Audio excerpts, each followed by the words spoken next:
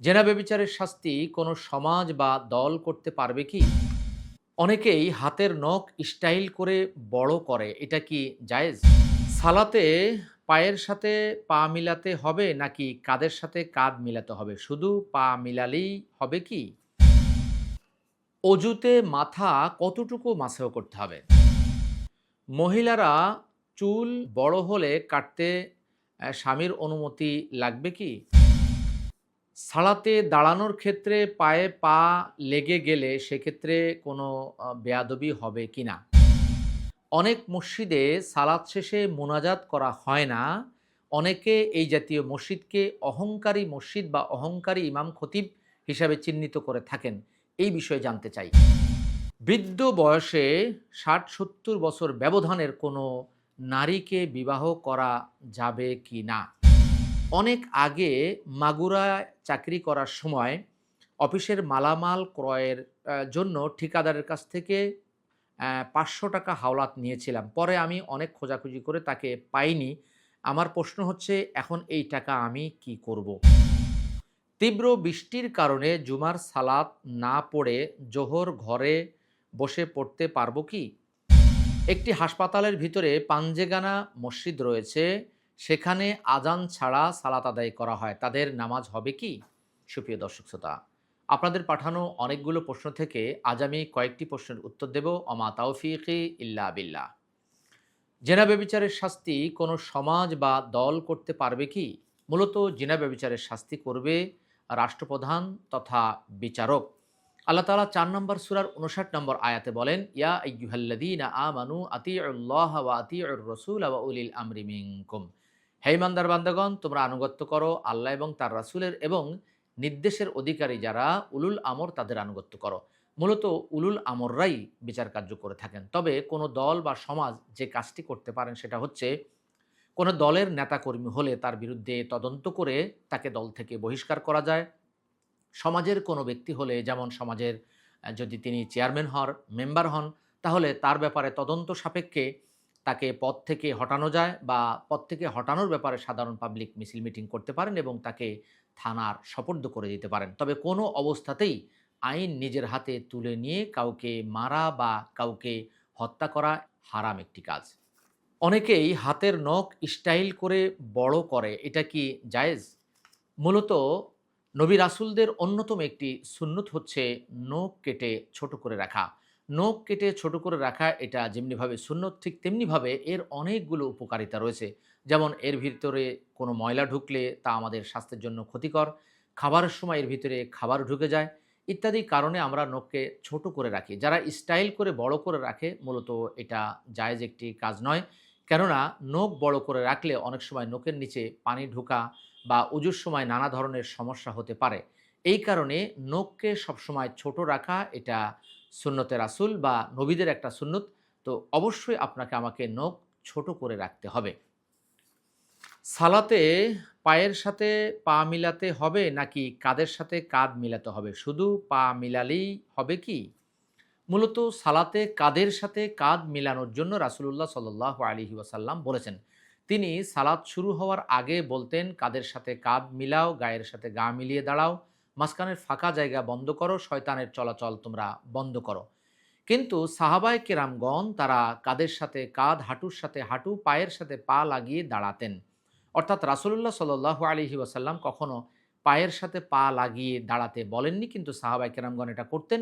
আর রাসূলুল্লাহ সাল্লাল্লাহু আলাইহি ওয়াসাল্লাম কখনো তা নিষেধ করেননি। অতএব পায়ের সাথে পা লাগানো জায়েজ। কিন্তু খেয়াল রাখতে হবে, পায়ের সাথে পা লাগাতে গিয়ে আমাদের কাঁধ যেন দূরে চলে না যায়। অনেককে দেখা যায় যে পায়ের সাথে পা লাগানোর জন্য খুব আগ্রহী থাকে, কিন্তু কাঁধের সাথে কাঁধ লাগানোর জন্য কোনো ধরনের আগ্রহ থাকে না। মূলত এখানে কাঁধকেই প্রাধান্য দিতে হবে। কাঁধ, হাঁটু, পা একসাথে আমরা গায়ের সাথে গা মিলিয়ে দাঁড়ালে পায়ের সাথে পা লাগানোয় কোনো দোষ নেই, বরং এটা জায়েজ একটি কাজ। অজুতে মাথা কতটুকু মাসহ করতে হবে? অজুতে পুরো মাথাই মাসহ করতে হবে। যদিও আমাদের ইমাম বলেছেন যে একটু যদি কেউ মাসেহ করে সেটা জায়েজ, তবে সুন্নাহ হচ্ছে পুরো মাথা একবার মাসেহ করা। ৫ নম্বর সূরা, সূরা আল মাইদা ৬ নম্বর আয়াতে আল্লাহ তাআলা বলেন, ইয়া আইয়ুহাল্লাযীনা আমানু ইযা কুমতুম ইলাস সালাতি ফাগসিলু উজুহাকুম ওয়া আইদিয়াকুম ইলাল মারাফিকি ওয়ামসাহু বিরুউসিকুম ও আরজুলাকুম ইলাল কাবাইন আমসাহু বিরুউসিকুম। আল্লাহ বলেছেন যে তোমাদের মাথাসমূহ মাসহ করো, অতএব পুরো মাথা আপনাকে আমাকে মাসহ করতে হবে। মহিলারা চুল বড় হলে কাটতে স্বামীর অনুমতি লাগবে কি?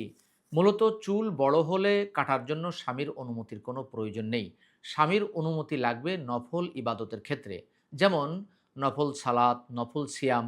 কেননা স্বামী তাকে খেদমতের জন্য বা যে কোনো ওজরে জরুরতে ডাকতে পারেন, বা বিশেষ জৈবিক চাহিদার জন্য ডাকতে পারেন, অথচ সে অবস্থায় তিনি নফল সালাত আদায় করছেন বা নফল সিয়াম পালন করছেন। এ কারণে নফল সালাত, নফল সিয়াম এগুলোর ব্যাপারে স্বামীর অনুমতি প্রয়োজন, কিন্তু চুল বড় করলে সেটা কাটার জন্য স্বামীর কোনো অনুমতি লাগবে না।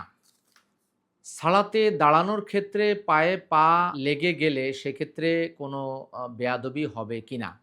মূলত আমাদের দেশে যেহেতু এই আমলটি জারি নেই, সেহেতু এই আমলটি না করাই ভালো। তবে যে সমস্ত মসজিদে জারি আছে সে সমস্ত মসজিদে আপনারা করতে পারেন। কেননা অনেকেই পায়ের সাথে পা লাগানোকে বেয়াদবি মনে করেন। বিশেষ করে আমাদের মুরুব্বিরা তারা মনে করেন যে এই ছেলে বেয়াদব বা এই লোকটি বেয়াদব। অতএব যেই মসজিদে বা যেই সমাজে বা যেই এলাকায় পায়ের সাথে পা লাগানোর এই মাসআলাটি তাদের জানা নেই বা প্রচলন নেই, সেই জায়গায় এই কাজটি না করাই উত্তম। কেননা এটি একটি সুন্নত বা মোস্তাহাব কাজ। এই কাজের জন্য কেউ যদি বিরক্ত বোধ করেন বা নামাজের শেষে যদি তিনি চিৎকার চেঁচামেচি করেন, অথবা তিনি যদি রাগান্বিত হন, নামাজের শেষে যদি তিনি সিন ক্রিয়েট করেন, এটা আমাদের ঐক্যের একটা বিনষ্টের বিষয়। অতএব যেই সমাজে প্রচলন নেই সে সমাজে এটা করা থেকে আমরা বিরত থাকব। অনেক মসজিদে সালাত শেষে মোনাজাত করা হয় না। অনেকে এই জাতীয় মসজিদকে অহংকারী মসজিদ বা অহংকারী ইমাম খতিব হিসাবে চিহ্নিত করে থাকেন। এই বিষয়ে জানতে চাই। যেই সমস্ত মসজিদে সালাত শেষে মোনাজাত করা হয় না সেটা একটি ভালো কাজ। কেননা রাসূলুল্লাহ সাল্লাল্লাহু আলাইহি ওয়াসাল্লাম কখনোই সালাত শেষে তিনি মোনাজাত করেননি। দলিলের ভিত্তিতে অনেকেই বলে থাকেন যে সালাত শেষে মোনাজাত করতে হবে। মূলত রাসূলুল্লাহ সাল্লাল্লাহু আলাইহি ওয়াসাল্লাম সালাত শেষে কি করতেন সেটা সাহাবায়ে কেরামগণ বর্ণনা করেছেন। যেমন তিনি মুসল্লিদের থেকে ফিরে বসতেন, এরপরে তিনি বলতেন আস্তাগফিরুল্লাহ, আস্তাগফিরুল্লাহ, আস্তাগফিরুল্লাহ, আল্লাহুম্মা আনতাস সালাম ওয়া মিনকাস সালাম তাবারাকতা ইয়া যাল জালালি ওয়াল ইকরাম। এভাবে তিনি প্রায় ২০-২২টি দোয়া পাঠ করতেন। কিন্তু কোনো হাদিসেই বলা হয়নি যে রাসূলুল্লাহ সাল্লাল্লাহু আলাইহি ওয়াসাল্লাম সালাম ফিরিয়ে আমাদের দিকে ফিরে তিনি হাত তুলে মোনাজাত করেছেন। অতএব সালাত শেষে হাত তুলে মোনাজাত করা এটি ভালো কোনো কাজ নয়। এটি যদি কেউ শর্ত মনে করে তাহলে অবশ্যই সেটা বিদআত হিসাবে গণ্য হবে। কিন্তু শর্ত মনে না করলে অনেক ইমামের মতে সেটা বিদআত হবে না।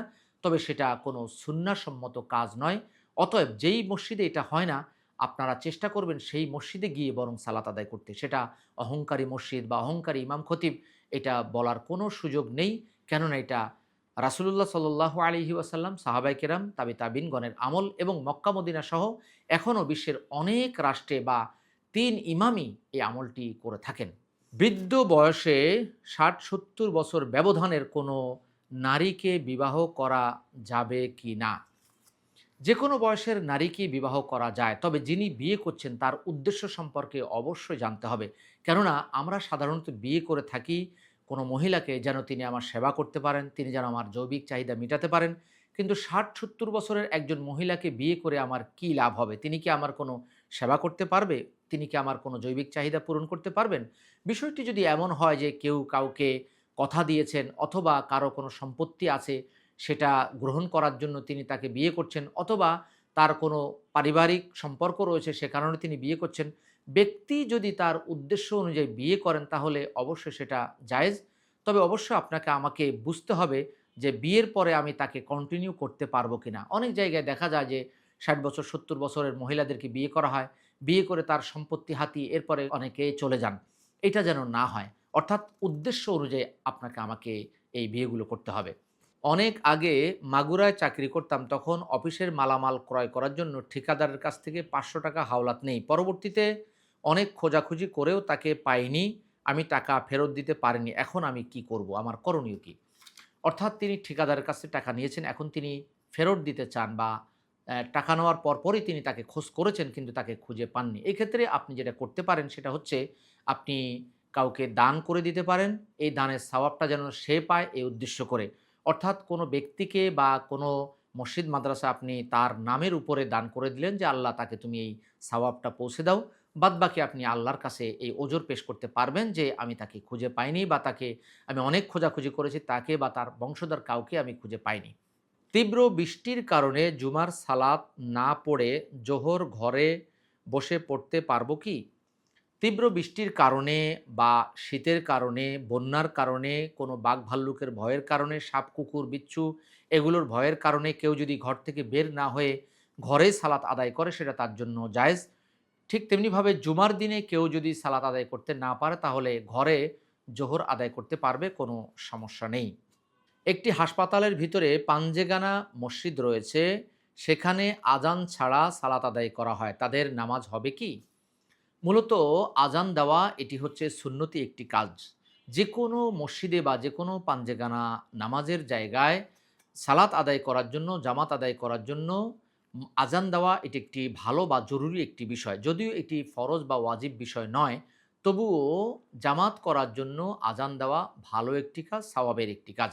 কেউ যদি দূরবর্তী কোনো স্থানে আজান শুনে সালাত আদায় করে সেটাও জায়েজ হবে। কিন্তু উত্তম হচ্ছে যে প্রত্যেক সেই জায়গাগুলোতে আজান একামত দেওয়া উত্তম যেখানে পাঞ্জেগানা বা যেখানে জামাত করা হয়। অতএব ওই মসজিদে যারা রয়েছেন তাদেরকে অনুরোধ জানাবো তারা যেন সেখানে আজান আকামতের ব্যবস্থা করেন। আল্লাহ তাআলা আপনাকে আমাকে আমাদের প্রত্যেককে এই প্রশ্নগুলো জেনে সে অনুযায়ী আমল করার তৌফিক দান করুন এবং এই বিষয়গুলো আমরা যেন প্রচার প্রসার করতে পারি সেই বিষয়েও আল্লাহ আমাদেরকে তৌফিক দান করুন।